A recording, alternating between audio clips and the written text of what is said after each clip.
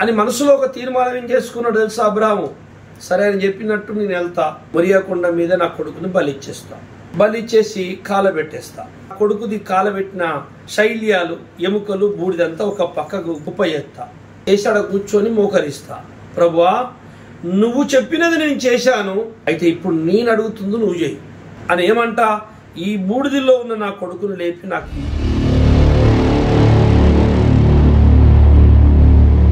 Praise lord.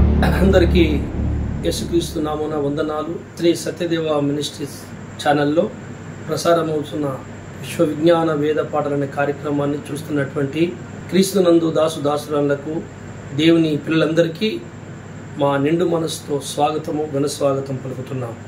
క్రీస్తు వలె చిక్కబడుటకు, ఆయన రాకడకు సిద్ధపడుటకు మీరందరూ తప్పక ఈ పాఠాలు వింటున్నారని నేను క్రీస్తు పేరిట విశ్వాసిస్తున్నాను. ఈ ఛానల్ ఎవరైనా సబ్స్క్రైబ్ చేసుకున్నట్లయితే సబ్స్క్రైబ్ చేసుకోండి, తప్పక లైక్ కొట్టండి, ఇతరులకు షేర్ చేయండి. ఈ పాఠాలను ఇతరులకు మీరు పరిచయం చేయడం ద్వారా మన ప్రభు అయిన యేసుక్రీస్తు నుండి మీకు ఈ పరిచర్యలో పాలుపంపులు తప్పక కలుగుతాయని మరి త్రికారణ శుద్ధితో ప్రగాఢంగా విశ్వాసిస్తున్నాను. నేరుగా దేవుని యొక్క లేఖన కాంతిలోనికి మనం ప్రయాణం సాగిద్దాం.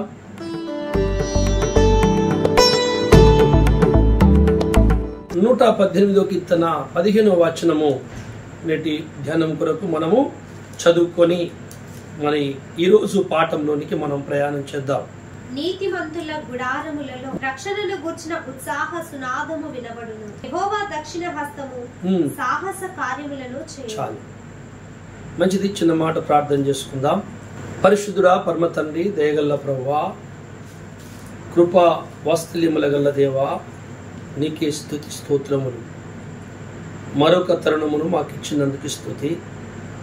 ఈ రోజున తండ్రి మరి ఈ విశ్వ విజ్ఞాన వేద పాఠాలు అనే కార్యక్రమంలో ప్రభా, ఈరోజు పాఠాన్ని మీరు చెప్పబోతున్నందుకు స్తోత్రములు. మీ సేవకుని మీ స్వాధీనంలో ఉంచుకొని మీరే మాట్లాడండి.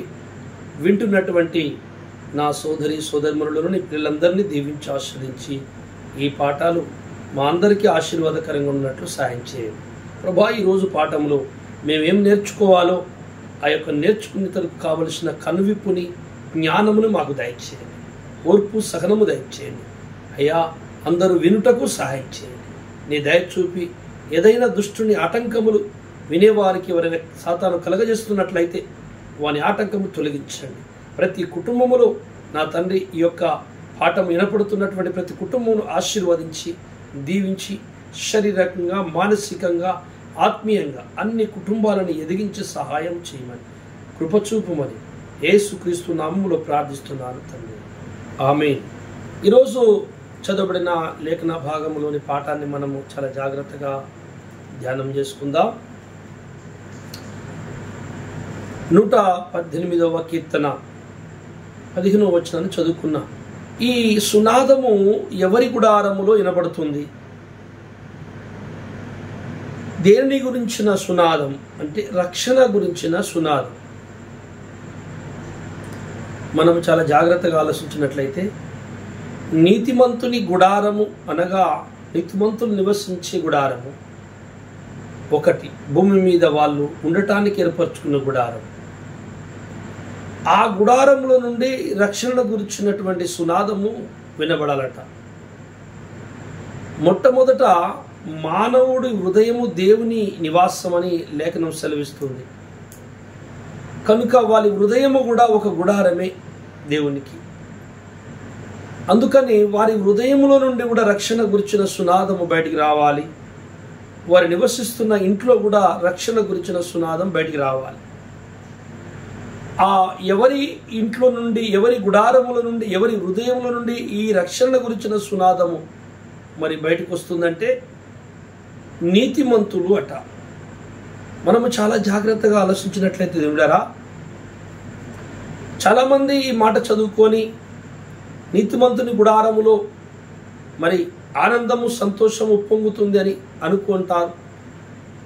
వాళ్ళు కూడికలు పెట్టుకుంటారు, ఎంతో గొప్పగా ఆడంబరంగా జరిగించుకుంటారు, అనేక సంఘములు పిలిపించుకుంటారు, భోజనాలు ఏర్పాటు చేస్తారు, వారు కూడికలు ఏర్పాటు చేసుకుంటారు, మరి దైవజనులను పిలిపించుకుంటారు, బాగానే ఉన్నది, సంతోషం.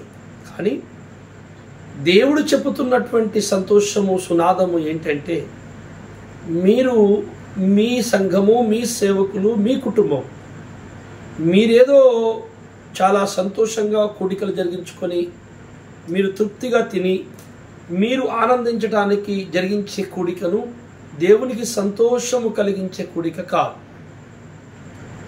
నీతిమంతుడు 1 రూపాయి ఖర్చు పెట్టినా, ఒక 10 రూపాయలు ఖర్చు పెట్టినా, ఒక చిన్న కూడిక పెట్టినా, పెద్ద కూడిక పెట్టినా, భోజనాలు ఏర్పాటు చేసినా, ఏదైనా ఫంక్షన్ చేసినా, ఏదైనా గృహ కూడిక ఏర్పాటు చేసినా, నీతిమంతుని ఇంట్లో ఏ కార్యము జరిగినా అందులో నుండి రక్షణ గురించిన సునాదం బయటికి రావాలి. అది ఆ లేఖన సారం. అంటే తప్పకుండా నీతిమంతుడైన ఈ వ్యక్తి ఇంట్లో జరుగుతున్న ప్రతి రూపాయి ఖర్చుకి, ప్రతి పనికి, ప్రతి రూపాయి యొక్క పెట్టుబడిలో నుండి, ఆ ఖర్చులో నుండి, ఆ శ్రమల నుండి దేవుని వార్త కూడా బయటికి వెళ్ళాలి. అందుకని ఏంటంటే, ఈ యేసుక్రీస్తును గురించిన రక్షణ సువార్త ఇతరులకు, అన్యజనులకు కూడా అందాలి. నీతిమంతుడు చేసే ప్రతి కార్యము నుండి సువార్త బయటకు రావాలి. నువ్వు ఇంట్లో కూడిక పెట్టుకుంటే ఖచ్చితంగా ఒక 10 మంది అన్యులు వినగలగాలి, 10 మంది దేవుని నమ్మని వారు రావాలి, వారికి ఈ సువార్త అందాలి అనే దృక్పథముతో, ఆలోచనతో, నువ్వు ముందు చూపుతో ఈ కూడిక పెట్టాలి. ఆ సువార్త అందకుండా, కొత్త వారికి సువార్త అందకుండా నువ్వు కూడిక ఏర్పాటు చేసినట్లయితే అది దేవునికి ప్రీతికరము, అంత ఆనందకరమేమి కాదు. మీరు ఆనందిస్తారేమో కానీ దేవునికి ఎప్పుడు ఆనందం కలుగుతుందంటే, తన గురించిన వార్త తెలియని వారికి అందాలి. అందుకే మరి నీతిమంతుని గుడారములో నుండి రక్షణ సునాదం, ఉత్సాహ రక్షణ సునాదం దేవుళ్ళరా బయటికి వెళ్ళాలి, వినబడాలి. ఈ నీతిమంతుడనే ఒక వ్యక్తికి మొట్టమొదట ఒక సువార్త అందింది. ఆ వ్యక్తిని మనం ఈ బైబిల్లో నుండి ఈరోజు ఒకసారి మనం ధ్యానిద్దాం. ఆదికాండము 22వ అధ్యాయము 1వ వచనం ఒకసారి చదవండమ్మా. ఆ సంగతులు జరిగిన తర్వాత దేవుడు అబ్రహామును పరిశోధించెను. ఎట్లనగా ఆయన అబ్రహామా అని పిలువగా అతడు చిత్తము ప్రభువా అనెను. అప్పుడు ఆయన, నీవు ఒక్కడై ఉన్న నీ కుమారుణ్ణి అనగా నీవు ప్రేమించు ఇస్సాకును తీసుకుని మోరియా దేశమునకు వెళ్లి అక్కడ నేను నీతో చెప్పబో పర్వతములలో ఒకదాని మీద దహన బలిగా అతని అర్పించమని చెప్పాను. చాలు. ఈ నీతిమంతుడైన ఈ అబ్రహాముకి ఒక పరీక్ష ఎదురైంది. ఈ పరీక్ష ఎదురుగాక ముందు ఇతనికి ఒకటి అందింది. ఏంటంటే గలతీ పత్రిక 3:8 చదవండి. దేవుడు విశ్వాస మూలముగా అన్యజనులను నీతిమంతులుగా తీర్చునని లేఖనము ముందుగా చూచి నీ యందు అన్యజనులందరూ ఆశీర్వదింపబడుదురు అని అబ్రహామునకు సువార్త ముందుగా ప్రకటించాడు. అబ్రహాముకు సువార్త ముందుగా అందిందంట. అబ్రహాముకు సువార్త అందిన తర్వాత అబ్రహాము గుడారములో సువార్త అందుకున్నాడు. ఏం సువార్త? రక్షణ గురించిన సువార్త ముందుగా అందిందట. యేసుక్రీస్తు యొక్క మనన పునరుద్ధానము, ఆయన ఇయ్యబోతున్న రక్షణ గురించినటువంటి ఈ రక్షణ గురించిన సువార్త దేవుడు అబ్రహాముకు ముందుగానే చెప్పాడు. ఆయన దాని మీద దృష్టి పెట్టుకుని ఉన్నాడండి. అలా ఉన్నప్పుడు దేవుడు అతనికి వృద్ధాప్యమందు ఒక కుమారుణ్ణి ఇస్సాకుని ఇచ్చాడు. ఇచ్చినటువంటి ఆ కుమారుణ్ణి మళ్ళీ ఆ దేవుడే తనకు బలి ఇవ్వమని అడుగుతున్నాడు. నీతిమంతుడు సువార్త అందుకున్న ఈ నీతిమంతునికి ఒక పరీక్ష ఎదురైంది. దేవుడే కుమారుని ఇచ్చి ఆ కుమారుణ్ణి మరలా నాకు బలి చేయమంటున్నాడు. ఆయన ఏమాత్రము సంకోచించట్లా, వెనుక ముందు చేయలేక తప్పకుండా ఇది దేవుడే ఇచ్చాడు కనుక దేవుడే అడుగుతున్నాడు అని ఆ కుమారుని బలివ్వటానికి ఇష్టపడ్డాడు. ఎందుచేత బలివ్వటానికి ఇష్టపడి బయలుదేరాడంటే అతనికి ముందుగా ఒక సువార్త అందింది. ఏంటిది ఆ సువార్త అంటే రక్షణ గురించిన సువార్త. ఆ సువార్తలో అతడు ఏం నేర్చుకున్నాడంటే దేవుడు మృతులను లేపగలడు. తప్పకుండా మనుషులందరినీ లేపుతాడు, నీతిమంతులకు దేవుని రాజ్యము దొరుకుతుంది తప్పకుండా అని ఆ వార్త విన్నాడు అతని సువార్త. ఆ వార్త ఇన్నాడు గనక, ముందుగా తను నమ్మాడు గనక, సువార్త నమ్మాడు గనక తన కుమారుని బలి ఇవ్వమంటే ఎందుకు బలి ఇవ్వాలి, నువ్వు ఎందుకు ఇచ్చావు, ఎందుకు అడుగుతున్నావు అని దేవుణ్ణి ఒక్క మాట కూడా ప్రశ్నించలే. దృఢచిత్తము దృఢ సంకల్పము కలిగిన మనస్సు కలిగిన వాని భక్తుని యొక్క హృదయము ఎలా ఉంటుందంటే అతడు ఏ కార్యాన్నైనా చేయడానికి సిద్ధమవుతాడు. ఈ దృఢచిత్తము దృఢ సంకల్పము లేనివాడు ఏ కార్యము ఆరంభించడు. ఒకవేళ ఆరంభించినా కొనసాగదు, కొనసాగినా కొంచెం దూరం వచ్చేసిన తర్వాత ఆపేస్తాడు. చంచల చిత్తుడు భక్తి చేస్తే ఎట్లుంటుందంటే చెట్టు నీడలో ఫలములు కోసిన విధముగా ఉంటుంది.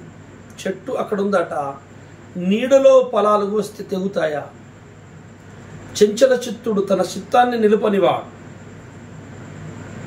తన చేతిలో తేనె పెట్టుకొని ఎవడో మోచేయి నాకిండట, తేనె చేతిలో అరిచేతిలో పెట్టుకొని మోచేయి నాకుతే అది కిందగా అరిపోయింది, ఏ లాభం లేదు, అందదు. అలాగే దృఢచిత్తము దృఢ సంకల్పము లేని వాడు చంచల చిత్తుడు భక్తి చేస్తే ఆ భక్తిలో అతడు చేరుకోవలసిన స్థాయికి చేరడు, ఎక్కడో ఆపేస్తాడు మధ్యలో. అంటే భక్తిపరునికి మొదట చిత్తము కట్టబడాలి, చిత్తము సరి కావాలి, ఏకచిత్తము కావాలి. అంటే మది నిలవదు, మది నిలవనివాడు, మనసు నిలపనివాడు, వానికి మనము ఎన్ని చేసినా వానికి జ్ఞానము, వానికి పరిశుద్ధత రాదు. చంచల చిత్తుడు ఈ లోకములో ద్విజుడవుతాడా, రెండవ మారు జన్మిస్తాడా, వారి కనులు తెరవబడతాయా? చిత్తం బాగులేని వాడు ఏది సాధించలేడు, పరిశుద్ధుడు కానేరడు. కానీ అబ్రహాము అలాంటి చంచల చిత్తుడు కాదు. అబ్రహాము దృఢచిత్తము గలవాడు, దేవుడు బాగా జాగ్రత్తగా ఆలోచించాలి, దూరం చూపు గలవాడు. అతనికి ఒక సువార్త దేవుడు ముందుగా అందించాడు. ఆ సువార్తలో మర్మం ఒకటి ఉంది.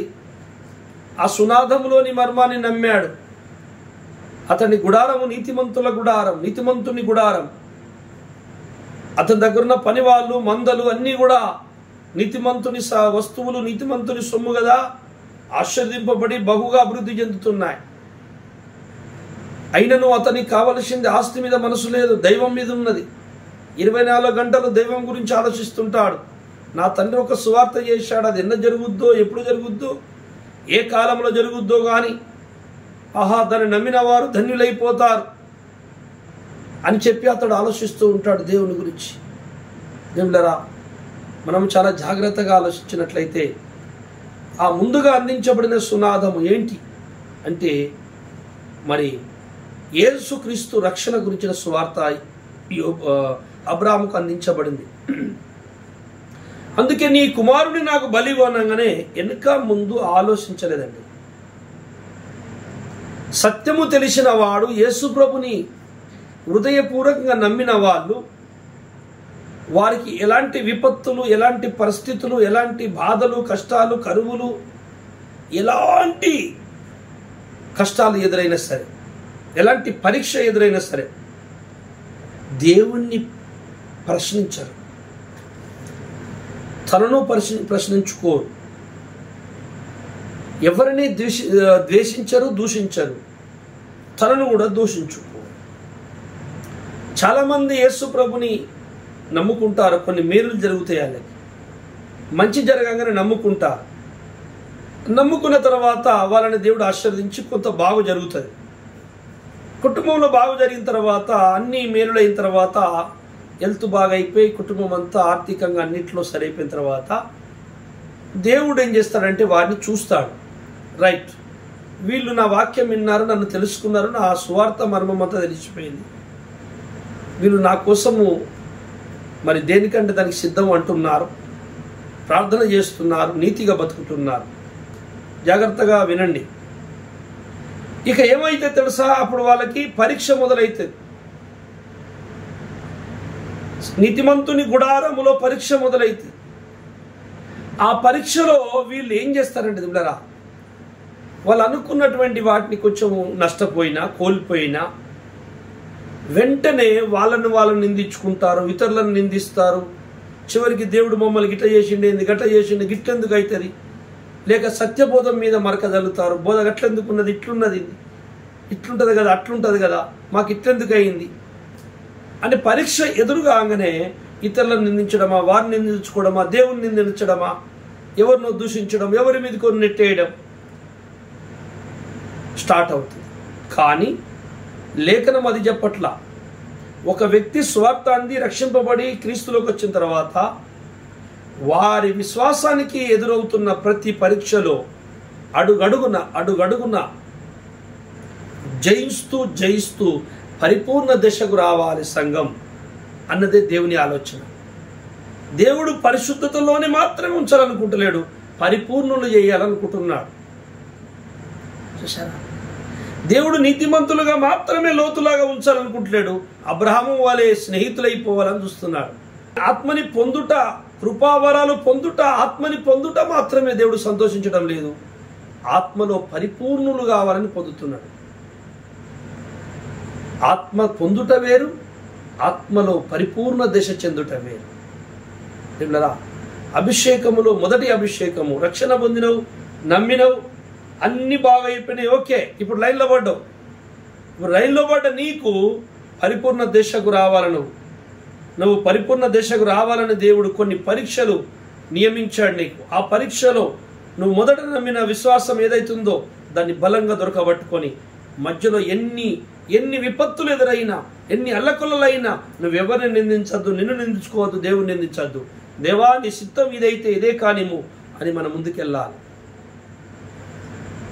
అంతేగాని మనము బోధ చేంజ్ చేసుకోవడం కానీ, మన ఆలోచన చేంజ్ చేసుకోవడం కానీ, మార్గాలు చేంజ్ చేసుకోవడం కానీ జరగకూడదు. అబ్రాహాం అలా చేయలే, బలమైన విశ్వాసపరుడు, అందుకే విశ్వాసులకు తండ్రిగా కూర్చున్నాడు అబ్రాహాం.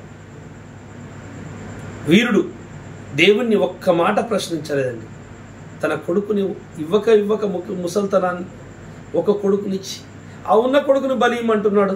ఈయనేం దేవుడు అండి, నేను ఇమ్మని అడిగానా, నేను ఇమ్మని అడగకముందే ఇచ్చాడు, మళ్ళీ ఆయనే ఇవ్వమంటున్నాడు, ఇంత న్యాయమా అని చెప్పి దేవులరా మనం ఆయన ప్లేస్లో ఉంటే దేవుణ్ణి నిందించి దూషించి ఏదో ఒకటి అనేవాళ్ళం, మనం ఏదో ఒకటి అనేవాళ్ళం. కానీ అక్కడ అబ్రహాం ఏమంటలేదు, అరే అట్లీస్ట్ అడగనడగవా ప్రభువా, నువ్వే ఇచ్చితివి కదా, నేను ప్రేమ పెంచుకున్న ఒక్కనొక్క కొడుకుని మళ్ళీ తీసుకెళ్ళిపోతే నాకు వారసుడు ఎవరు, ఇట్లా ఎందుకు చేసినావు ప్రభా, నువ్వు ఇట్లా ఎందుకు చేసినావు ప్రభా అని ఒక్క మాట అని అడగలేదు అబ్రహాం.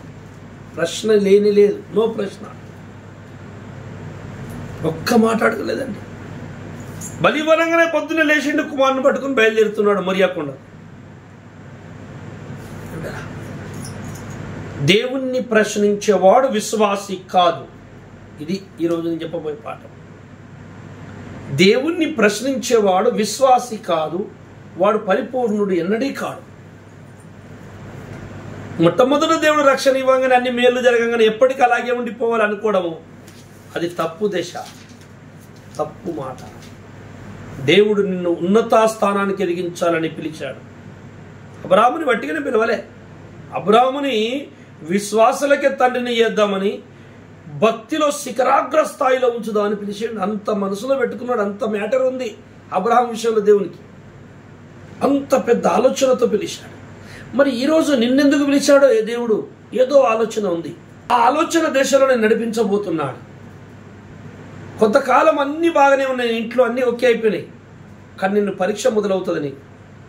నీ విశ్వాసానికి, నీ భక్తికి పరీక్ష.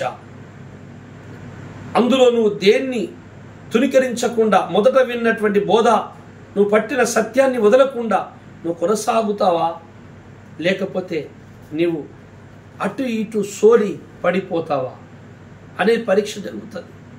నీ విశ్వాసం ఎదగాలి కదా, అందుకు పరీక్ష. అబ్రహాము నమ్మాడు అనేదానికి పరీక్ష ఏంటో తెలుసా, తన కుమారుణ్ణి తీసుకెళ్ళి బలివ్వాలి. ఇలాంటి స్వార్థ విన్నటువంటి అబ్రహాము మనసులో నమ్మాడు గనక, ఆ స్వార్థలోని మర్మాన్ని నమ్మాడు గనక, ఆ సత్యాన్ని నమ్మాడు గనక, యేసు వస్తాడు, తిరిగి లేస్తాడు, మృతులను లేపుతాడన్న సత్యాన్ని నమ్మాడు గనక, అది ఎప్పుడు జరుగుద్దో ఏమో తెలియదు గనక, తెలియదు అది ఎప్పుడు జరుగుతుందో తెలియదు, కానీ అలా జరుగుతుందని నమ్మాడు, దేవుని మాట నమ్మాడు. అందుకే కుమారుని బలియమంటే వెనుక ముందు ఆలోచించలేదు, దేవుణ్ణి ప్రశ్నించలేదు.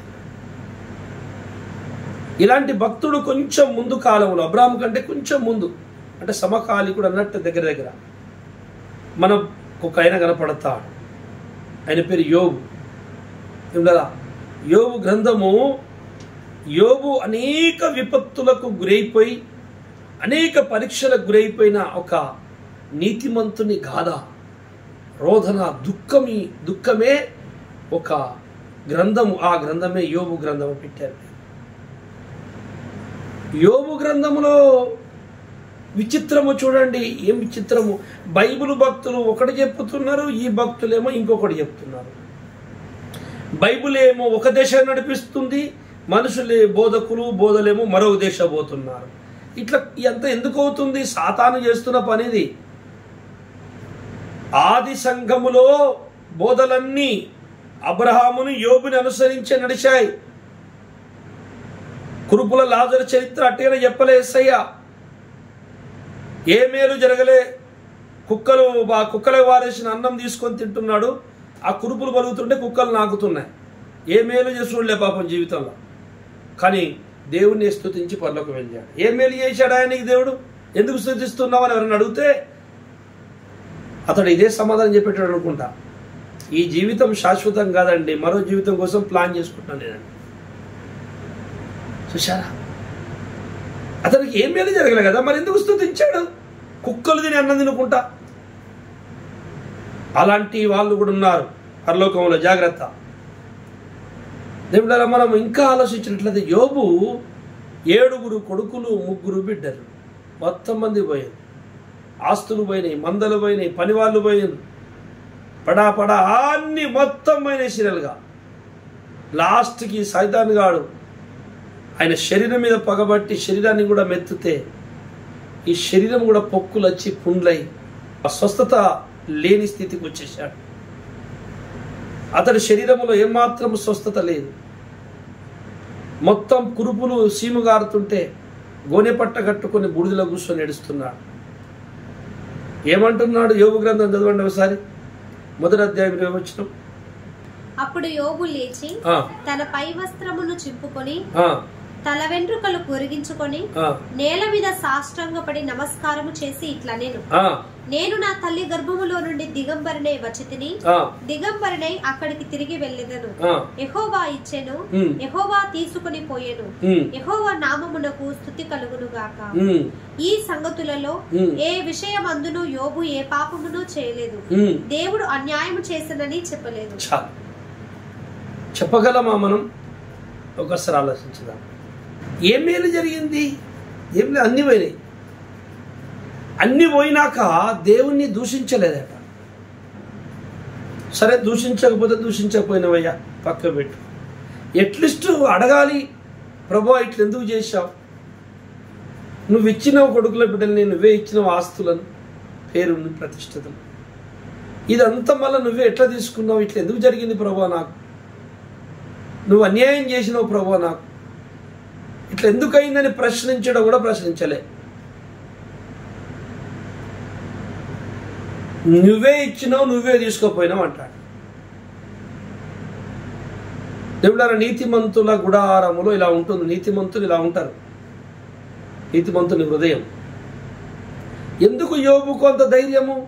తన భార్య వచ్చి కూడా నువ్వు నీతిని విడనాడే ఆ దేవుని దూషించరాదు, నువ్వు చనిపోతావు, నీ బాధని చూడలేకపోతున్నా, ఆ యథార్థతను ఇంకెంతకాలము నువ్వు అట్లా పట్టుకొని దేవుడు అంటావు అని దుష్టుడు భార్యలో దూరి ఆయనతో మాట్లాడాడు. అప్పుడు అతను అంటాడు, దేవుని చేత సుఖం అనుభవించడమే మీకు తెలుసా? మూర్ఖురాలు లాగా మాట్లాడకు. దేవుని చేత సుఖం అనుభవిస్తావా? నువ్వు శ్రమ అనుభవించవా? ఈ మాట అక్షరాల దేవుడారా, నా జీవితంలో ఒకసారి ఒక భయంకరమైన ప్రళయం ఎదురైంది. అది బయట నరులకు ఎక్కువ తెలియదు, కానీ నాకు మాత్రము దేవుని మాత్రం తెలుసు. మరణ స్థితిలో ఆ ప్రళయంలో నేను కొట్టుమిట్టలాడుతున్నప్పుడు సాతాను నా గుండెల్లోకి దేవుని మీద అనుమానము లేక దేవుణ్ణి ప్రశ్నించాలి అనే ఆలోచన పంపించాడు. ఇట్లా ఎందుకు జరిగింది? దేవుడు ఉంటే ఇట్లా ఎందుకు అవుతుంది? దేవుడు ఉంటే ఇట్లా ఎందుకు అవుతుందండి? అసలు ఈ మాత్రం జీవితానికి దేవుడు ఎందుకు సృష్టించాడు? మానవుని అసలు ఎందుకు సృష్టించాడు అని అనిపించింది ఒక సెకండ్. మళ్ళీ వెంటనే దేవులరా అద్భుతమైనటువంటి పరిశుద్ధాత్మ సెకండ్లోనే ఒక్కసారి వెనక తిరిగి చూసుకుంటే ఆయన చేసిన మేలులు, ఆయన చేసిన ఆనందం ఎంత ఉన్నదని చూసుకుంటే అది కూడా బాగానే ఉన్నది. మరి ఈ మాత్రపు బాధ దేవుని కొరకు మనం భరించలేమా? భరించకూడదా? నా ఇదేదో దేవుడు పరీక్షకు మనం వదిలాడు, మనం జయించాలి అని మళ్ళీ వెంటనే నేను రియలైజ్ అయ్యి బయటకు వచ్చి నన్ను నేను దేవుడి దగ్గర స్టడీ చేసుకున్నప్పుడు అద్భుత రీతిగా ముందుకు తీసుకెళ్ళాడు దేవుడు. ఇది అనుభవించిన వాళ్ళకి తెలుస్తుంది.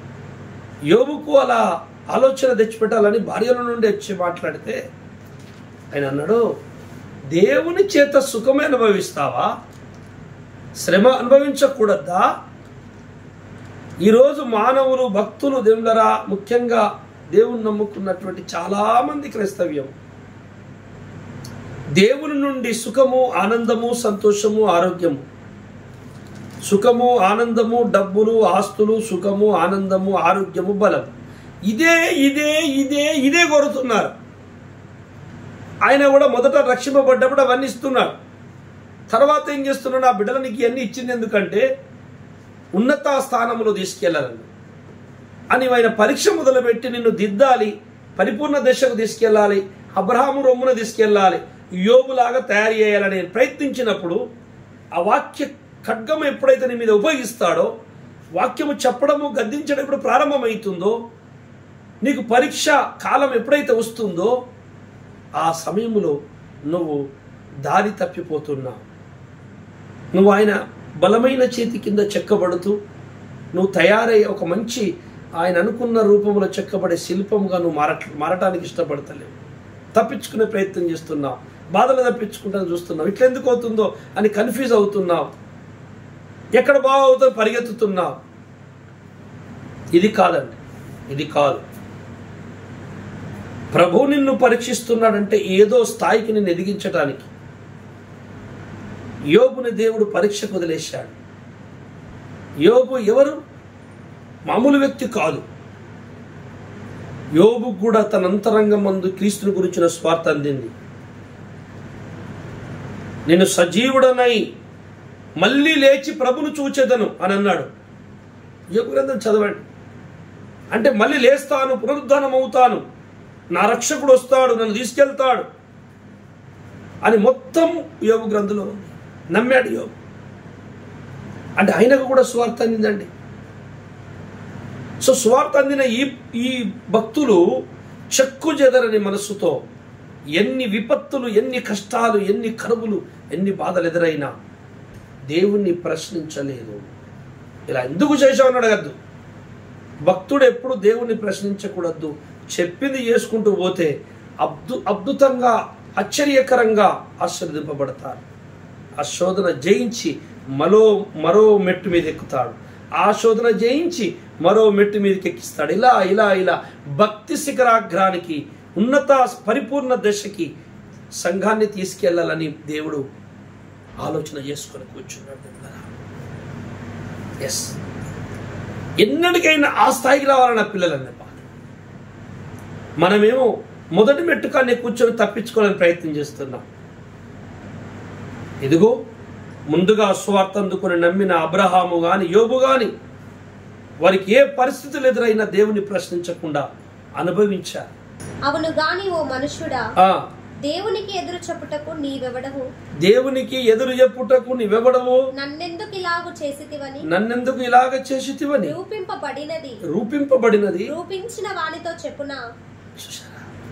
రూపింపబడినది రూపించిన వానితో చెప్పునా. కుమ్మరి ఒక ముద్దలో నుండి ఒక ఘటము ఘనతకును ఒకటి ఘనహీనతకును చేయుటకును మంటి మీద కుమ్మరివానికి అధికారం లేదా? అది కుమ్మర అయిన ఒక కుండ ఘనత కొనగా ఉన్నత లోపల మంచి స్థానంలో పెట్టుటకు అందంగా చేసుకుంటాడట. ఒకటేమో బయట ఎక్కడో పెట్టడానికి అందం లేని దానిగా చేస్తాడు. అది ఆయన ఇష్టం. నన్ను ఇలా ఎందుకు చేశావని ఒక కుమ్మరిని ఒక కుండ అడుగుతుందా? అది ఆయన ఇష్టం. అలాగే రూపించిన వానితో రూపింపబడినది నన్నెందుకు ఇలా చేసిన అడగదగునా అనే ప్రశ్న ఈరోజు సృష్టికర్తకు సృష్టింపబడ్డ మనకు నిమ్లరా ఇదొక ప్రశ్నగా ఆజ్ఞగా మనకు నేర్పిస్తున్నాడు. ఆయన మనల్ని సృష్టించాడు, మనము సృష్టింపబడ్డ వాళ్ళం. సృష్టింపబడ్డ మనము సృష్టించిన వానితో ఇలా ఎందుకు సృష్టించావు, నన్ను ఎందుకు చేశావు అని ప్రశ్నించకూడదు. అది యోబు భక్తుడు, అబ్రహాము భక్తుడు నేర్చుకున్నాడు. నన్నెందుకు ఇలా సృష్టించావు అని కుమ్మరిని కుండ అడగనట్లు మనము కూడా దేవుణ్ణి ప్రశ్నించకూడదు. దేవుడు ఏం చెప్పినా తల వంచుకొని పోవాలి. ఏ స్థితి అనుభవించినా తల వంచుకొని పోవాలి. ఏ పరిస్థితిని తీసుకొచ్చి ముందు పెట్టినా తల వంచుకొని వెళ్ళిపోవాలి, అనుభవించాలి. ఒకసారి దావీదును తన కుమారుడు అబ్షాలోము మోసం చేసి అతను చంపడానికి వస్తున్నప్పుడు వెళ్ళిపోతాడు. పాపం అడవికి వెళ్ళిపోతాడు. ఎంతో బాధపడుకుంటూ వెళ్ళిపోతాడు, దుఃఖపడుతూ. తన దగ్గర సైనికులు ఉన్నారు, బలవంతులు ఉన్నారు, వాళ్ళు కూడా ఎంతో వెళ్తారు. వెళ్తూ ఉండగా కొంతమంది అతన్ని ఎక్కిరించారు, దుమ్మెత్తి పోశారు రోడ్డు మీద. అతని చేతగానోడా అన్నాడు. చాలా మంది ఎక్కిరిస్తుంటే ఆయన దగ్గర ఉన్న సైనికుడు ఒక ఆయన,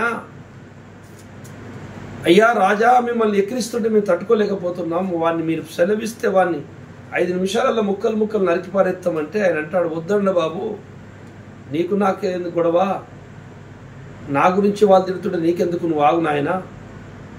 నేను చేసిన తప్పుకి, నా పొరపాటుకి దేవుడే తిట్టుమని వాళ్ళకి ఆజ్ఞ ఇచ్చాడు కనుక తిట్టని, నేను పడతాను, అనుభవిస్తాను. వాళ్ళు తిట్టడం ద్వారా, నీ అనుభవించడం ద్వారా దేవుని కోపం చల్లగైతే నాకు అంతే చాలు అనుకున్నాడు. నీతిమంతుల హృదయము దేవుని బిడ్డలారా ఎలా ఉంటుందంటే అదొక విచిత్రమైన హృదయం. ఈ లోక సంబంధమైన జ్ఞానము గల వారు గుర్తుపట్టలేరు. అందుకే అబ్రహాముని గుర్తుపట్టలేదు, యోబుని గుర్తుపట్టలేదు. ఎవరు ఏం చేస్తున్నారో అర్థమవ్వట్లేదు. యోబు స్నేహితులు కూడా ఏమేమో మాట్లాడారు, కానీ నీతిమంతునికి ఇలాంటి శ్రమ వస్తుంది అని మాత్రం నమ్మలేకపోయారు, జీర్ణించుకోలేకపోయారు. నీతిమంతులకు శ్రమ రాదు, నీకెందుకో ఏదో పాపం చేశావు అని అన్నారే కానీ నీతిమంతుని కూడా దేవుడు ఇలాంటి శ్రమను పంపుతాడు అనేదాన్ని నమ్మలేకపోయారు పాపం.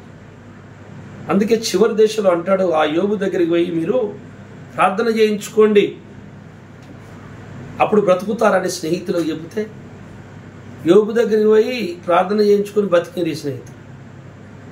దేవుడు ఎటు తిరిగి తన భక్తుని హైస్థానంలో పెడతాడు. మన తర్వాత పరీక్షలు గెలవాలి. నీతిమంతుని గుడారములో రక్షణ సునాదం ఎప్పటికీ వినబడాలి. ఈ సునాదము వినబడుతూ ఆ నీతిమంతునికి ఎదురవుతున్న ప్రతిదీ ఎదుర్కొంటూ ఆ నీతిమంతుడు జయిస్తూ ముందుకెళ్తూ ఉంటాడు. అసలు ఇంతకీ అబ్రహాం ఇస్సాకును బలిచ్చాడా? 22వ అధ్యాయము 9వ వచనం, అది కాండం. అలాగూ వారిద్దరూ కూడి వెళ్లి దేవుడు అతనితో చెప్పిన చోటికి వచ్చినప్పుడు అబ్రహాము అక్కడ బలిపీఠము కట్టి కట్టెలు చక్కగా పేర్చి తన కుమారుడగు ఇస్సాకును బంధించి ఆ పీఠము పైనున్న కట్టెల మీద ఉంచెను. అప్పుడు అబ్రహాము తన కుమారుని వధించుటకు తన చెయ్యి చాపి కత్తి పట్టుకునగా యెహోవా దూత పరలోకము నుండి అబ్రహామా అబ్రహామా అని అతన్ని పిలిచెను. అందుకతడు చిత్తము ప్రభువా అనేను. అప్పుడు ఆయన, ఆ చిన్నవాని మీద చెయ్యి వేయకుము, అతన్ని ఏమీయో చేయకుము. నీవు ఒక్కడై ఉన్న నీ కుమారుని నాకు ఇయ్య వెనుక తీయలేదు గనుక నీవు దేవునికి నీ భయపడు వాడవని ఇందు మూలమున నాకు కనబడుచున్నదా. నేను ఎందు మూలమున నీవు నీ కుమారుని నాకు బలిటకు సిద్ధపడ్డావు. ఇందు మూలముగా అంటే అబ్రహాము దేవుణ్ణి భయపడుతున్నాడన్న సంగతి తెలుసుకున్నటకై, నిరూపించుటకై అబ్రహాము నమ్మినది ఏదైతే ముందుగా నమ్మాడు, సువార్త, రక్షణ గురించిన సువార్త. ఈ సువార్త ఇతడు నమ్మాడు, నాకు భయపడుతున్నాడు అని తెలుసుకోవడానికే కొడుకునే బలిమని అడిగింది దేవుడు. ఎంత పెద్ద పరీక్ష చూడండి. ఆస్తి అన్నా బాగుండు, తన దగ్గర మందల్లో అడిగినా బాగుండు, ఏది అడగలేదు. ఆస్తి అడగలేదు, మందలు అడగలేదు, డబ్బు అడగలేదు, ధనం అడగలేదు దేవుడు. అవన్నీ అబ్రాహాము అవలీలగా ఇస్తాడని తెలుసు ఆయనకి. ఆ స్టేజ్ అతనికి ఉన్నది. కానీ అన్నిటికంటే హై స్థానంలోకి అబ్రాహాం తీసుకెళ్ళాలి నేను అని చెప్పి కొడుకుని బలిమన్నాడు. నువ్వు నాకు భయపడుతున్నావని ఇప్పుడు తెలుసుకున్నానయ్యా. ఎప్పుడు తెలుసుకున్నాడట? కొడుకు కాలు చేతులు కట్టేసి కర్రల మీద పెట్టేసాడు. బలిపీఠం మీద కర్రలు పెట్టేసి నరకడానికి చేయి లేపాడు. కత్తి లేపిగా ఇట్లా కత్తితో నరికే టైంలో అబ్రాహమా అబ్రాహమా ఆగుము, దేవుడా ఆయన బలి ఇవ్వలేక ఆ తర్వాత దేవుడు పొట్టేళ్ళను చూపెట్టాడు. అక్కడ ఇస్సాకు బదులు పొట్టేళ్ళని బయలుచ్చేశారు.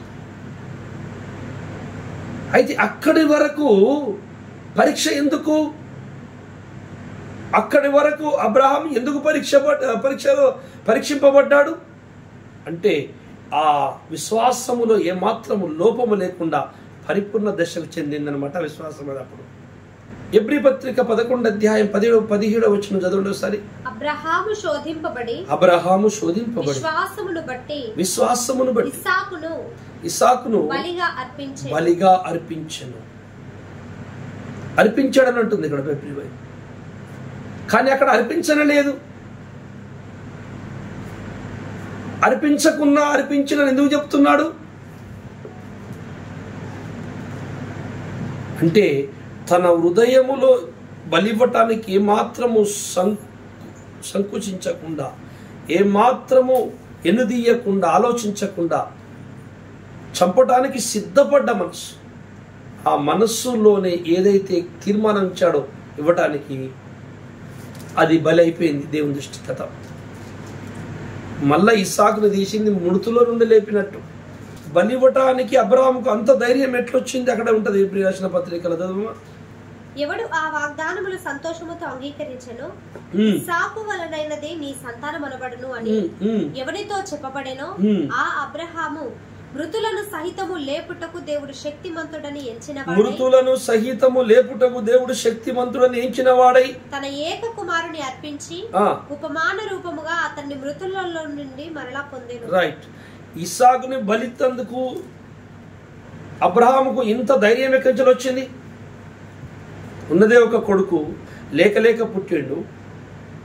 తన చేతులతోనే నరికి దేవునికి మళ్ళా నైవేద్యంగా పెట్టడానికి, బలి అర్పించడానికి అంత ధైర్యం అబ్రహాంకి ఎట్లొచ్చిందండి? ఎట్లొచ్చిందో ఇక్కడ రాయబడింది. దేవుడు మృతులను లేపుతాడు. నరుడుగా అవతరించబోతున్నాడు యేసుక్రీస్తుగా. ఆయన అందరి కొరకు మరణించి తిరిగి లేస్తాడు. ఆయన వచ్చి మరలా అందరినీ మృతులను లేపుతాడు. దేవుడు చనిపోయిన వారిని లేపుతాడు. ఖచ్చితంగా అబ్రహాము ఆ స్వార్థ నమ్మాడండి. రేపు యేసు ప్రభు రాబోతున్నాడు, మనందరినీ లేపి తీసుకొని పోతాడని మేము ఈరోజు చెప్తుంటే ఎంతమంది నమ్ముతున్నారు? నమ్మిన వాడు క్రియ రూపంలో విశ్వాసం చూపెట్టాలి. రేపు మాప యేసు రాబోతున్నాడు కదా, మనం వెళ్ళిపోతాం కదా, ఈ భూమి మీద ఏది దేవునికి ఇష్టమో ఆ పని చేద్దాం అని అనుకుంటున్నామా? లేక నాకు ఇష్టమైన నేను చేసుకొని బతుకుతాను అనుకుంటున్నామా?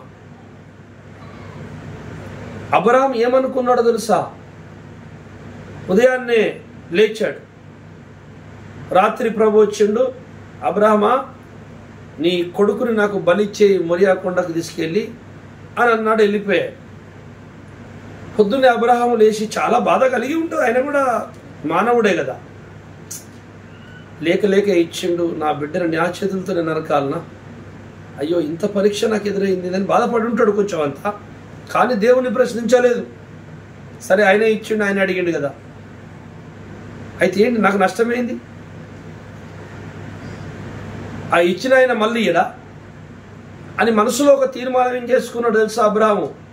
సరే అని చెప్పినట్టు నేను వెళ్తా, నేను వెళ్ళి మొరియా కొండ మీద నా కొడుకుని బలిచ్చేస్తా, బలిచ్చేసి కాలబెట్టేస్తా, ఆహుతి చేసేస్తా. కర్రల మీద నా కొడుకుని కాలబెట్టి దేవునికి ధూపం వేసేస్తా, కాల్చేస్తా. కాల్చేసిన తర్వాత ఏం చేస్తా, బూడి అంతా నా కొడుకుది కాలబెట్టిన శైల్యాలు, ఎముకలు, బూడిదంతా ఒక పక్కకు ముద్ద చేస్తా. జాగ్రత్త వినాలి. ఒక దగ్గరికి చేస్తా. ఆ బూడిద కుప్ప కడగుకుంటా. అబ్రహాం అనుకున్నది చెబుతున్నా మీకు లోపల, ఇది నిజం, ఇలాగే అనుకున్నాడు. కావాలంటే రేపు మనందరం అబ్రహాం దగ్గర పోయి అడుగుదాం, అబ్రహాం గారు నిజమేనా ఈయన నేను చెప్పిన ఆ నిజమే, ఈ పొలగాడు చెప్పినట్టు నేను గట్టిగా అనుకున్నాను అనకపోతే నన్ను అనండి. మనం ఎట్లాగ వెళ్తాం కదా అబ్రహాం దగ్గరికి, వెళ్ళామా? అబ్రహాం దగ్గరికి ఎందుకు వెళ్ళకపోతే మరి ఏడికి వెళ్తాం? అబ్రహాము రొమ్మున విశ్వాసులందరూ ఎక్కడికి వెళ్ళాలండి? ఎక్కడున్నాడు అబ్రహాం? ధనవంతుడు నరకంలో కాలుతుంటే లాజరు ఎక్కడున్నాడు? పరదేశులు అబ్రహాము రొమ్మున. మనందరం అడిగి వెళ్తాం. ఆయన ఏమనుకున్నాడో చెప్తానండి. రైట్, నా కొడుకుని తీసుకెళ్తా, కాల్ చేస్తా, బలి ఇచ్చేస్తా, కాల్ చేస్తా. ప్రభు చెప్పినట్టు ఆయన మాటకు లోపడతా, విధేయుడినైతా, చెప్పినట్టు నమ్ముతా, చేస్తా. ఆయన మాటకు విధేయుడిని చేస్తా. నా కొడుకుని కాలబెట్టిన ఎముకలు, బూడిది ఒక కుప్ప చేస్తా. చేశాడ కూర్చొని మోకరిస్తా. ప్రభువా, నువ్వు చెప్పినది నేను చేశాను, అయితే ఇప్పుడు నేను అడుగుతుంది నువ్వు చేయి అని ఏమంటా, ఈ బూడిదిలో ఉన్న నా కొడుకును లేపి నాకు అని అడుగుతా. మృతులను సహితం లేపేవాడు కదా, తప్పకుండా లేపిస్తాడు. ఇది అబ్రహాము లోపలున్న విశ్వాస బలము, నమ్మకము, దృఢసిత్తము.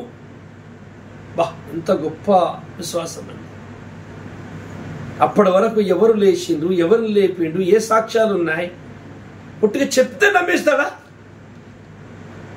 ఇక్కడ భూమి మీద ఇన్ని సాక్ష్యాలు చూపిస్తే నమ్ముతలేరు మనుషులు. ఇప్పుడు ఈ కాలంలో గ్రంథము లేదు, ధర్మశాస్త్రం లేదు, ఆధారము లేదు. అబ్రహాము టైంలో కానీ, ఏ క్రీస్తుకు పూర్వమే కానీ, క్రీస్తు తర్వాత వాళ్ళే కానీ, ఈ ఇద్దరిని దృష్టిలో పెట్టుకుని ప్రభు ఒక మాట అన్నాడు, నన్ను చూసి నమ్మిన వాని కంటే చూడక నమ్మిన వారు ధన్యులు. అంటే అవతలున్నోళ్ళు ఇవతలున్నోళ్ళు. అటున్న అబ్రహాము యోబు లాంటి వాళ్ళు, ఇటున్న అబ్రహాము యోబు లాంటి వాళ్ళు ధన్యులు అవుతారు. ఇది కథ. ఆయన ఏమనుకుంటున్నాడంటే, నేను ఖచ్చితంగా నేను బలి ఇచ్చేస్తాను, చెప్పింది నేను చేశాను కదా, నీ మాటగా నీ విధేయుడినే కదా, తండ్రి నువ్వు చెప్పినట్టు విన్నాను కదా. అవును, విన్నావురా, గెలిచావు. మరి నేను చెప్పింది నువ్వు మాట తెలుసు. నేను అడుక్కుంటున్నా, నువ్వు ఇస్తానంటే నువ్వు ఇస్తానన్నావు కదా, ఇవ్వు. మృతులు నన్ను నా కొడుకులు లేపి అంటే ఆ బూడిది కుప్పు నుంచి మళ్ళీ నా కొడుకులు లేపి నాకు ఇస్తాడు. ఆ నమ్మకము బలంగా ఉన్నది. అందుకే మృతులను సహితము లేపువాడని ఆయన నమ్మెను. ఏమైనా నమ్మెను. నమ్మాలి. మనం కూడా నిజంగా రేపు చనిపోయినా కానీ మహిమ శరీరాలతో మనం లేపగలడు దేవుడు. నేను లేచి పరలోకం పోతాను నిజంగా నమ్మినట్లయితే నీవు ఎప్పటికీ దేవుని పని కోసమే ఆలోచిస్తావు, ఇక దేనికోసం ఆలోచించావు. దేవుని అబ్రహాం ఎప్పటికీ దేవుని గురించి ఆలోచిస్తాడు తెలుసా.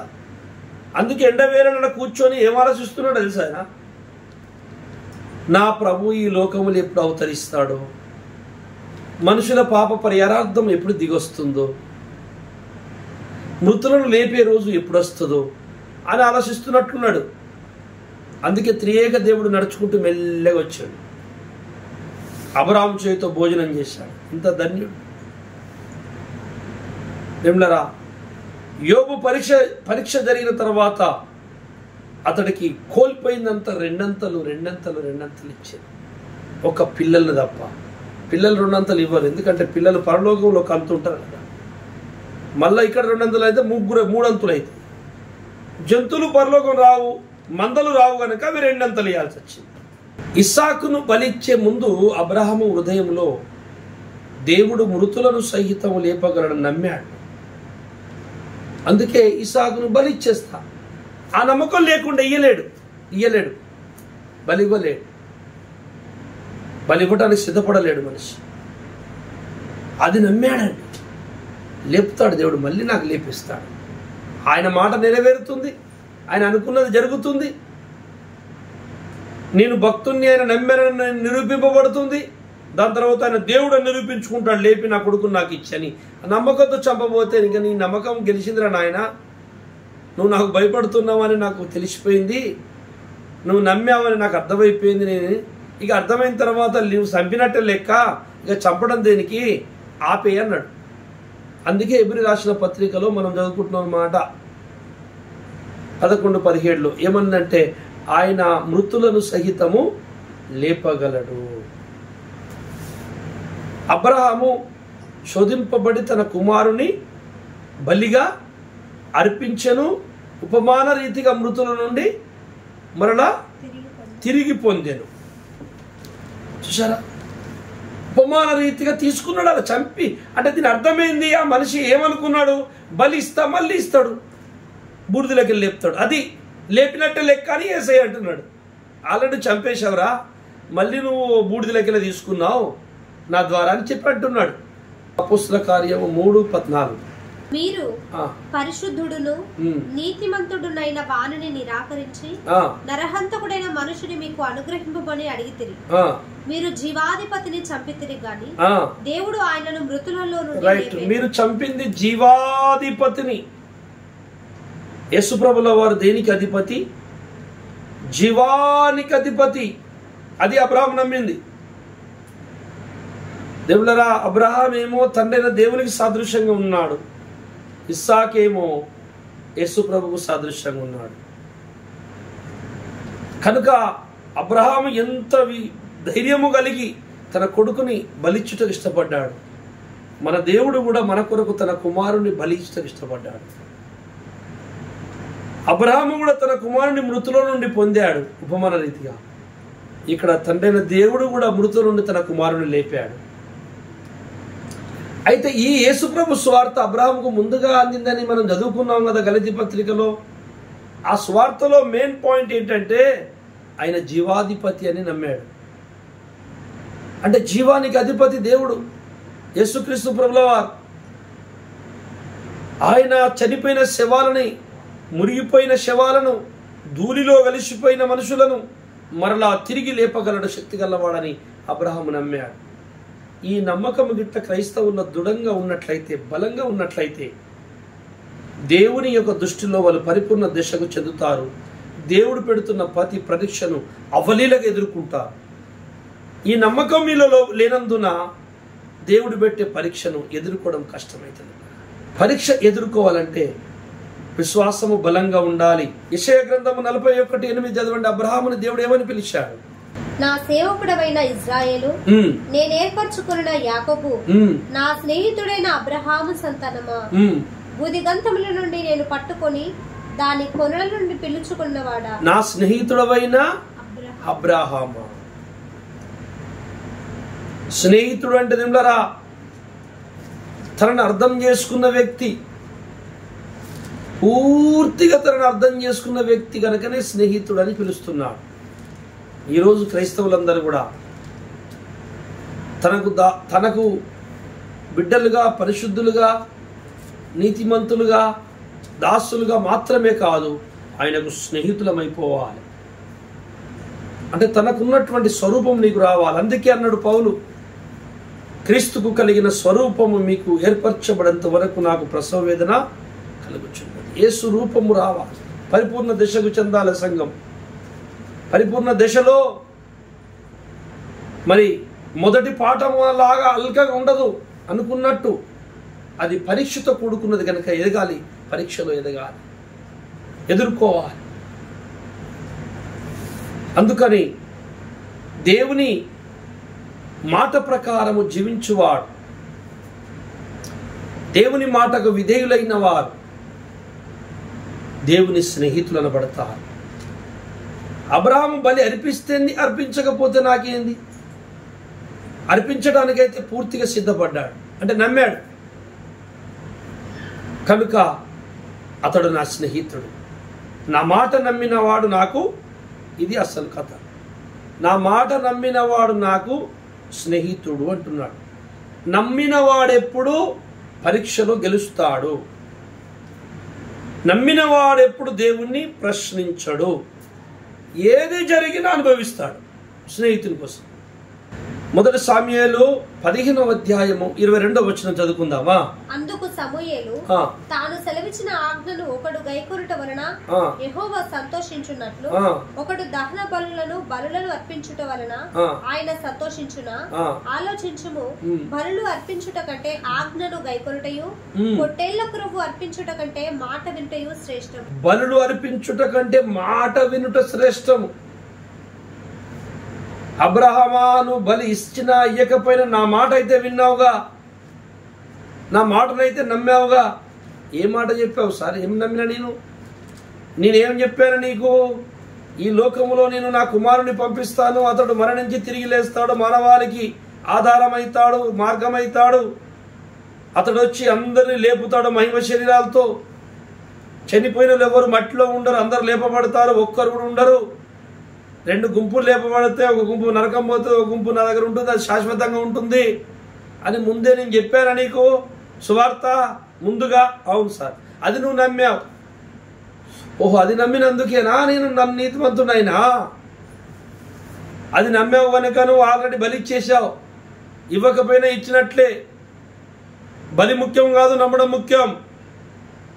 నువ్వు నమ్మావా లేదా అని నిన్ను పరీక్షించడానికే నిన్ను బలి ఇమ్మని చెప్పాను. అందుకే బలులు అర్పించుట కంటే మాట వినుట శ్రేష్టం.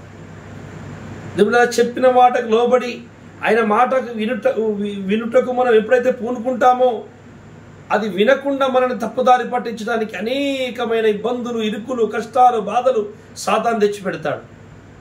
అది గ్రహించి గుర్తుబట్టి మనం పట్టిన త్రోవని వదలక చక్కగా గట్టిగా బలంగా నిలబడినట్లయితే ఖచ్చితంగా మనం సాతాన్ని గెలుస్తాం, దేవుని మాటను గెలిపిస్తాం. దేవుడే మన పట్ల తోడుని నడిపిస్తాడు. అప్పుడు అంటాడు, నా స్నేహితుడా. మాట వినివాడు దేవుని స్నేహితుడు. ఈ స్నేహితుల ఆత్మలన్నీ పరదేశకు వెళ్తున్నాయి. ఇప్పుడు యోబు, అబ్రహాము, ఇస్సాకు, యాకోబు, మోషే, వీళ్ళందరూ పాత నిబంధన భక్తులందరూ, స్నేహితులైన భక్తులందరూ అబ్రహాము రొమ్మునున్నారు నీతిమంతుల ఆత్మలు. యేసు ప్రభు వచ్చి వెళ్ళిపోయిన తర్వాత యేసుని నమ్ముకున్న వారు ఇప్పటి వరకు నిద్రించిన వాళ్ళందరూ అబ్రహాం దగ్గర ఉన్నారు. పాత నిబంధన, కొత్త నిబంధన అంతా అక్కడ ఉన్నారు. రేపు యేసు ప్రభు వచ్చినప్పుడు నిండరా అబ్రహాము దగ్గర ఉన్నటువంటి నీతిమంతుల ఆత్మలందరినీ వెంట పెట్టుకుని వస్తాడు. మొదటి తెస్సలోనికి రాసిన పత్రిక 4:13 చదవండి. సహోదరులారా, నిరీక్షణ లేని ఇతరుల వలె మీరు దుఃఖపడకుండా నిమిత్తము నిద్రించుచున్న వారిని గురించి మీకు తెలియకుండా నాకు ఇష్టము లేదు. యేసు మృతి పొంది తిరిగి లేచినని మనము నమ్మిన ఎడల అదే ప్రకారం యేసునందు నిద్రించిన వారిని దేవుడు ఆయనతో కూడా వెంట పెట్టుకుని వచ్చును. మేము ప్రభువు మాటను బట్టి మీతో చెప్పినదేమనగా, ప్రభువు రాకడ వరకు సజీవులమైన నిలిచి ఉండు మనము నిద్రించిన వారి కంటే ముందుగా ఆయన సన్నిధి చేరము.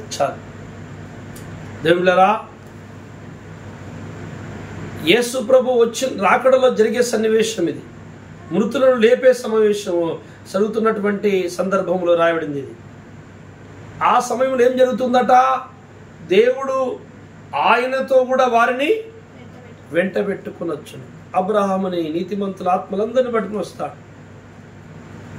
అందరిని లేపుటకు ఆత్మలు అక్కడ ఉన్నాయి. ఆత్మలు, ప్రాణాలు మాత్రం ఉన్నాయి, శరీరాలు భూమి మీద ఉన్నాయి. నీతిమంతులకు శరీరం ఇచ్చి లేపకపోతే భూమి నుండి సాతాను గెలిచినట్టు, దేవుడు ఓడిపోయినట్లు. ఇదే అన్నమాట అబ్రహాము గుర్తుపట్టింది. అబ్రహాము చాలా దూరము చూపు గలవాడు. అబ్రహాము మనసు ఇంకా వివరించడానికి సమయం సరిపోదు నాకు. చాలా అందుకేనండి అబ్రహాముని అందరికీ తండ్రిగా అక్కడ పెట్టేశాడు. గొప్ప స్థానం.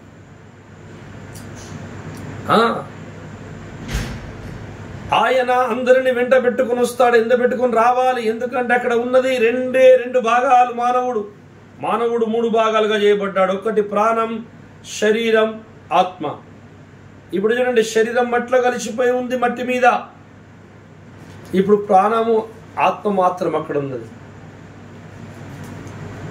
ఇప్పుడు అలాగే ఉండిపోతే దేవుడు ఓడిపోయినోడు అవుతాడు, సాతాను గెలిచినట్టు అవుతుంది మరణం.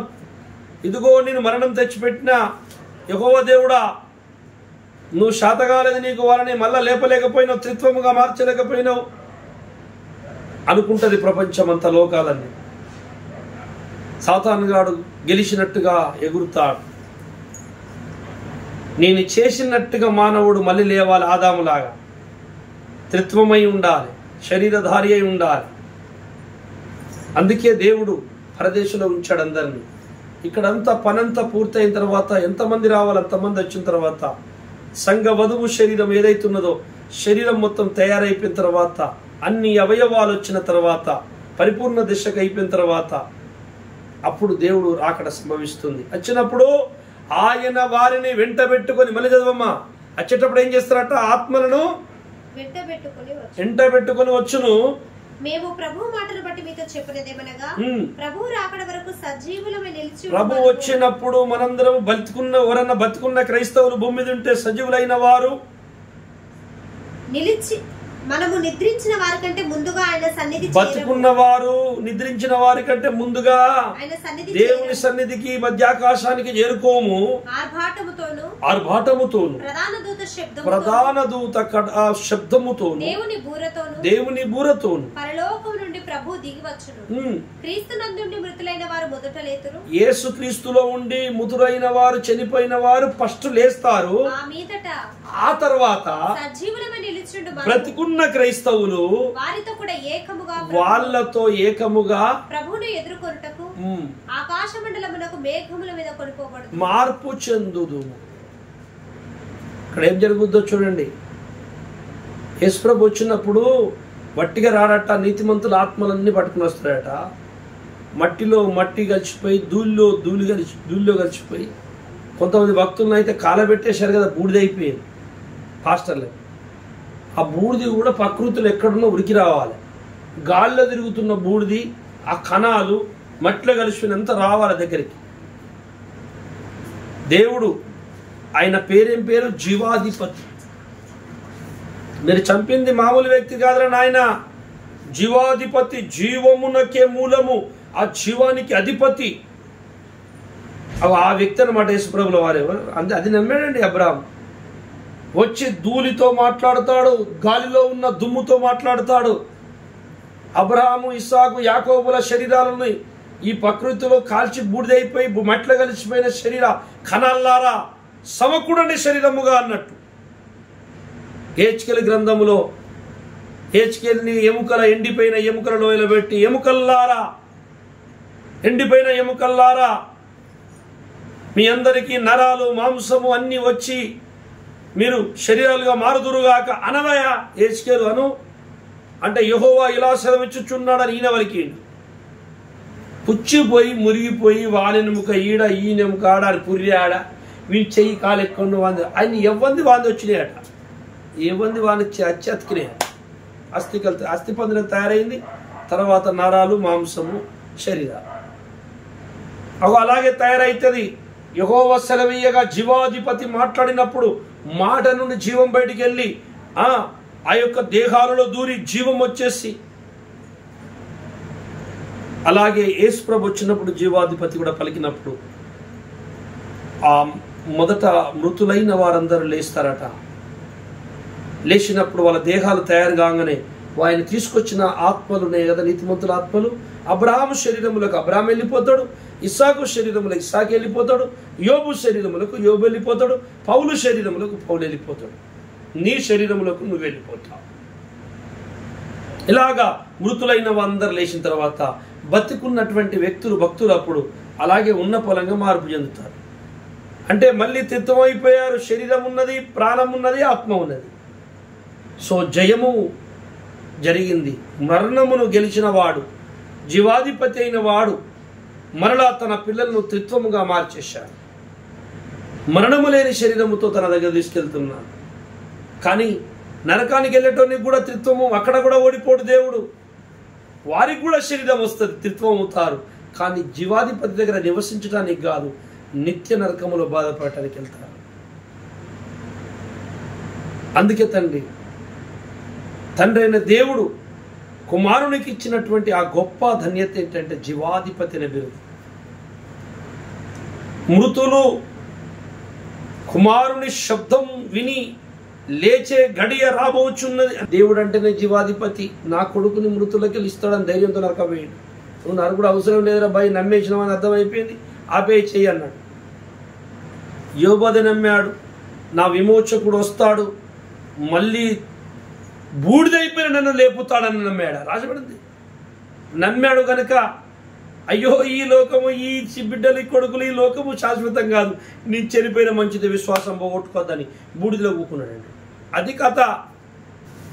యోబుకి పక్క తెలుసు, చనిపోయే ముందు నేను విశ్వాసం కాపాడుకోవాలి, చనిపోయే చివరి క్షణం వరకు నమ్మకం దెబ్బతినద్దు. ఎందుకంటే నేను మరలా లేచేది ఉన్నది, మరలా లేపేవాడు ఆయననే. ఈ నమ్మనలను లేపడు, లేపిన వాళ్ళు పరలోకానికి రారు. నేను నమ్మాలి, నా విశ్వాసం పోగొట్టుకోవద్దు.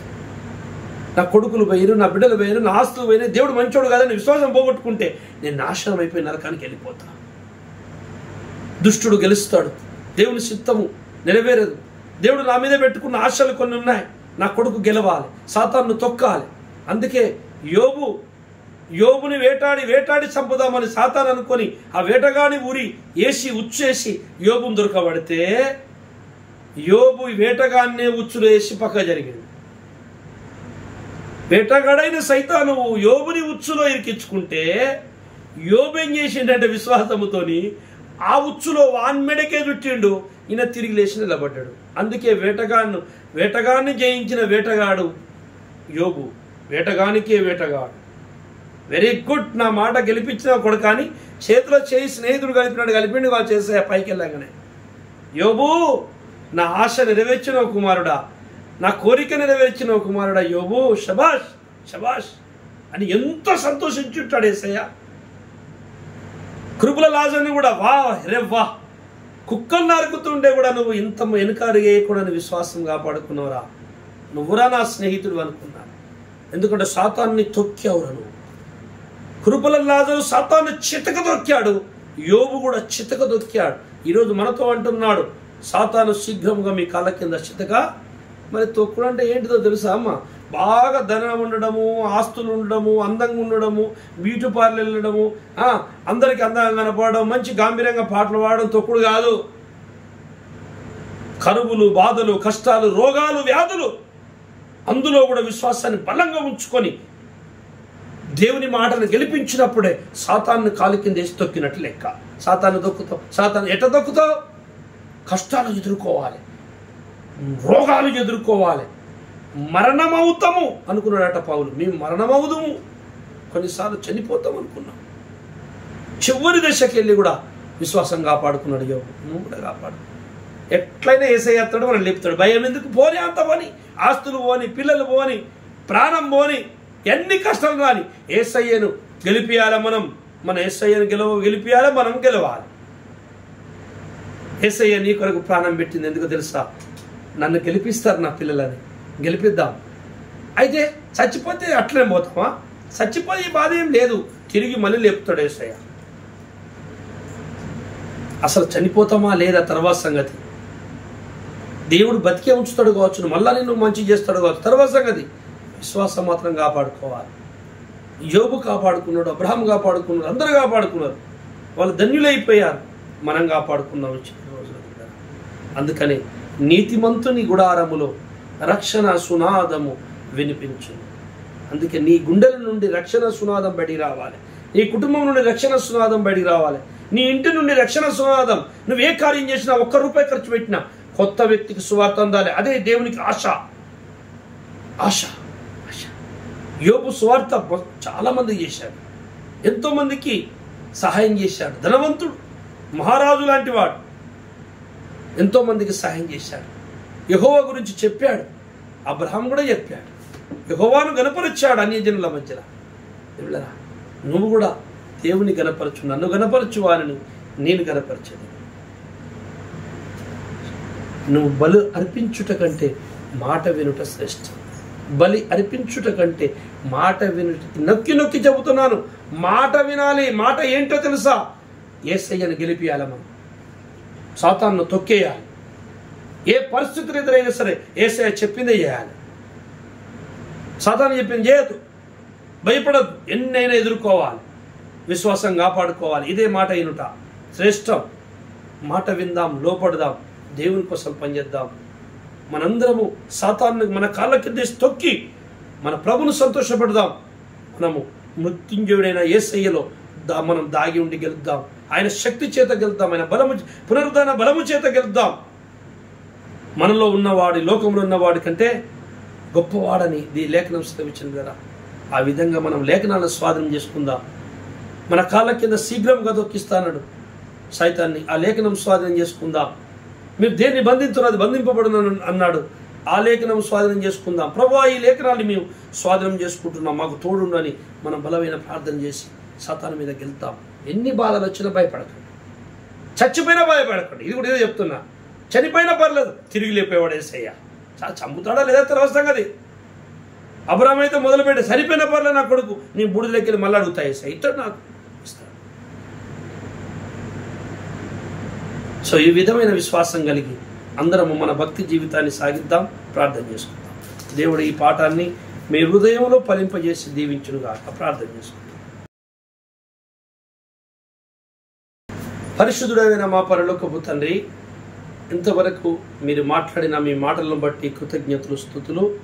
అయ్యా, అబ్రహాము హృదయంలో, యోబు హృదయంలో ఉన్నటువంటి ఒక దృఢ సంకల్పము, దృఢసిత్తము ఏమిటంటే ఎప్పుడో జరగబోతున్నటువంటి కార్యాన్ని ముందుగా నువ్వు వాళ్ళకి ప్రకటించావు. అదేంటంటే ఈ మానవ ప్రపంచాల్లో నువ్వు నరుడుగా అవతరించి అయ్యా మరణపు ముళ్ళను విరిచి తిరిగి లేస్తావనియు, నీ రక్త ప్రోక్షణ కింద అనేకులు రక్షింపబడి అలాగున లేస్తారనియు నువ్వు ముందుగా సువార్తను అబ్రహాంకు ప్రకటించావు, యోబుకు ప్రకటించావు. అది నమ్మారు గనక ఎంతటి భయంకరమైన పరిస్థితులు ఎదుర్కొని ఆ పరీక్షలో, ఆ శోధనలో వాళ్ళు గెలిచి సాతాను తొక్కి నీ దగ్గరికి చేరుకున్నారు. మరి అదే పరీక్షలో మేము గెలవాలి కదా తండ్రి.